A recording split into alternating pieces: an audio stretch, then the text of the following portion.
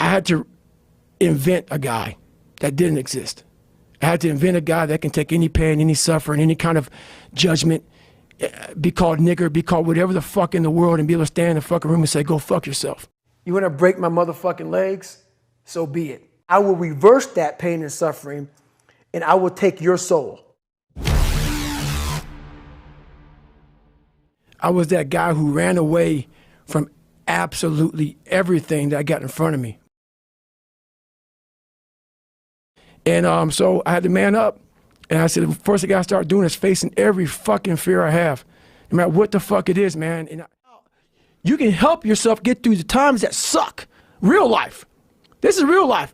90% of your life will suck. 10% will be fucking happy. You may be a lucky guy and have a lot of fucking money, have a great ass woman, all this shit. Trust me, one-on-one with that fucking guy, he's missing something.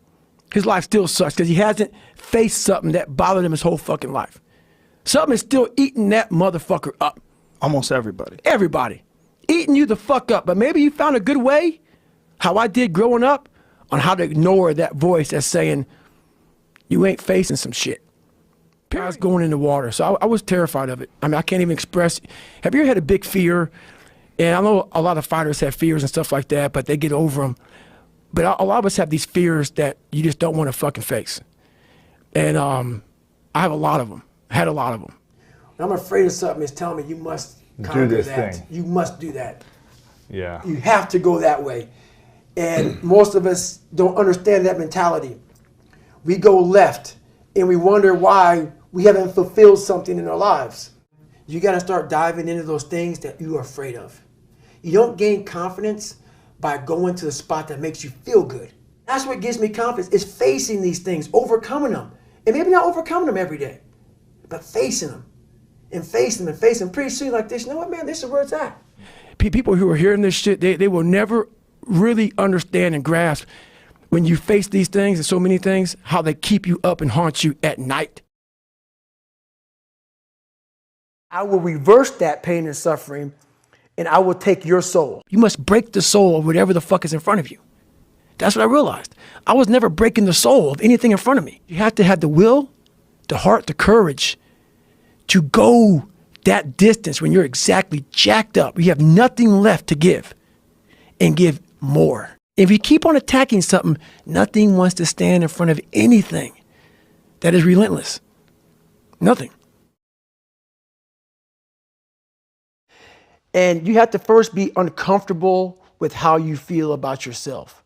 With that voice that a lot of us like to run away from. We all have it. We all have that voice that's saying, hey man, you know, you're kind of wimping out right now. You're kind of being a little punk right now. But a lot of us say, okay, that's okay. It's okay to tell these little white lies to ourselves. So we first have to face the real you. The real me is David Goggins. The real me is a guy looking at you right now saying, I don't want to fucking be on this show right now because I used to stutter as a kid. And I'm afraid of that. I'm afraid that here in a second, I'm going to start fucking stammering and stuttering, and the whole world is going to know that I have all these issues. But that's when I see right now, okay, Goggins, you got to go on this fucking show. That's Goggins. Goggins is saying, okay, David Goggins, you're a punk. Life made you this way. We can't live like this. We can't live in fear. We can't live in judgment. We can't be afraid of what the fuck people right now are looking at me saying about me. We cannot be afraid of that. That's Goggins. Goggins saying, fuck all of you who don't like me, who don't want to. And that person then comes in. But you have to be David Goggins and say, man, I'm afraid of this. I'm fucked up here. Life made me this way here. I stutter. I have these issues with reading and writing, and I'm fat and I'm insecure. No one's gonna fucking come to help me. It's fucking me against me, period. This is a race that you run completely alone.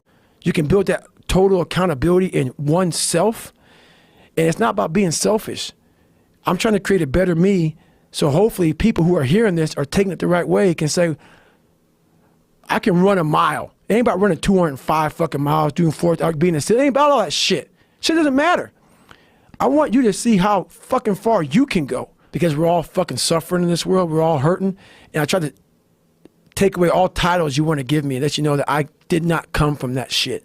That's why I have to be so authentic and so real about my own insecurities, my own faults, just being a fucked up person.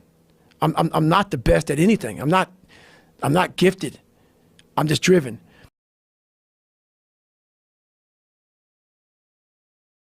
And I started finding things that was comfortable. And the more things I found comfortable, the more uncomfortable my mind was. You start putting yourself in situations that suck, you'll find yourself. Yeah. You'll find it real quick. You know what I'm thinking about right now? I gotta fucking wake up tomorrow and do the same shit again. I gotta leave this fucking interview and go stretch out for 2.5 hours. I hate that shit. It's not in that comfort zone. It's in the discomfort zone is where my confidence is getting built. I'm gonna be gone 39 hours. Right. Running on a 1 mile track. Who the fuck? I'm not crazy, man. That shit sucks. I mean, you know, people put me in this category of, you must be some crazy guy who loves it. No, man. No, that's why I do it though. That's the only way to callous your fucking brain, man. It's the only way to get hard in life. People, every day you have to do this shit. Because why? When you stop doing it, you don't just maintain it. If you stop shooting a gun, you're not gonna be a great shot if you pick a gun up a year from now. That's the person who's gained knowledge. You gain knowledge through suffering. And on the other end of suffering is a world that very few have ever seen. It's a beautiful world because that's where you find yourself. But I'll be damned if you ever see me looking like shit. Triple down on your fucking weaknesses. Yeah. Find out something about yourself. You already know the good shit. You already know the happy shit. Right.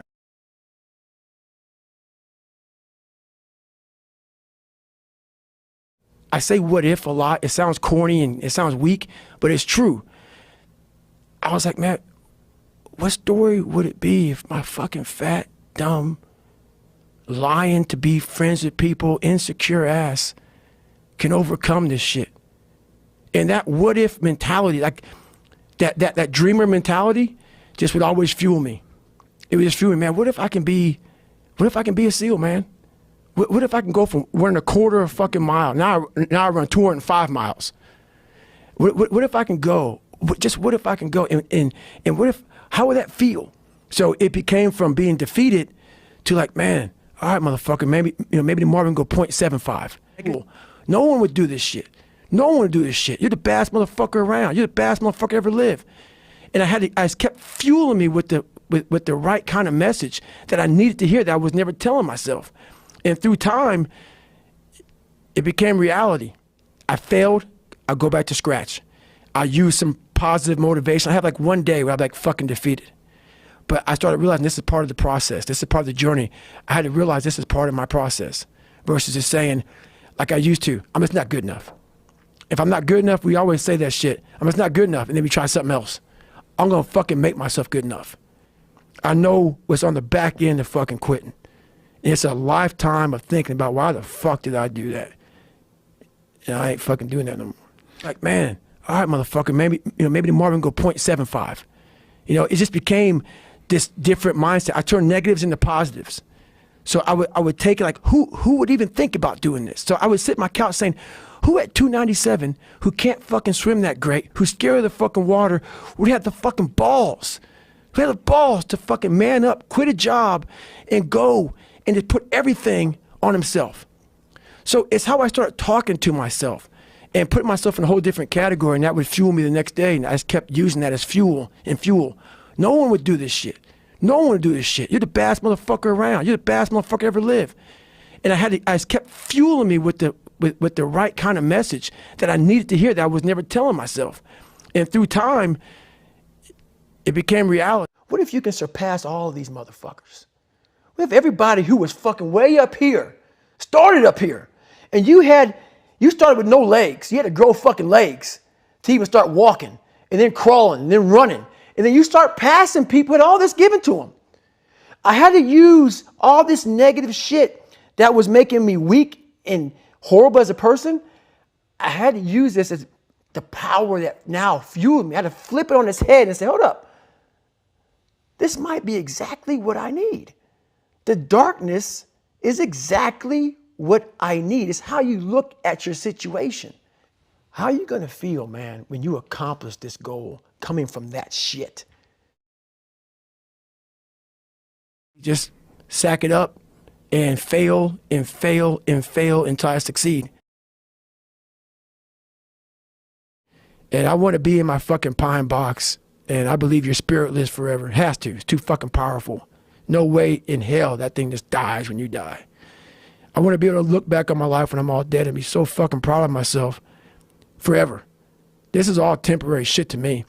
I want to be forever proud of who I was as a man and change who I used to be. The liar, the insecure guy, the guy who can, whatever. I want to be proud. If I die now, if I die at 80, if I die at 90, 100, I want to look at myself and say, proud of myself. My biggest fear in life is if there is a final resting place in this world and there's a final judgment and you talk to something much bigger than you. I don't want to sit down and have a conversation with someone, with something that says, you're in heaven, this is what you should have been on earth. And are you really in heaven now or are you in hell? Thinking about how much I left on the table for fear, for not willing to go over the wall and over the next wall and over the next wall. So in my mind, I believe that.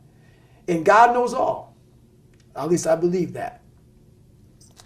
I want God to be up there right now as we're speaking, writing stuff down, saying, my God, he exceeded even my expectations.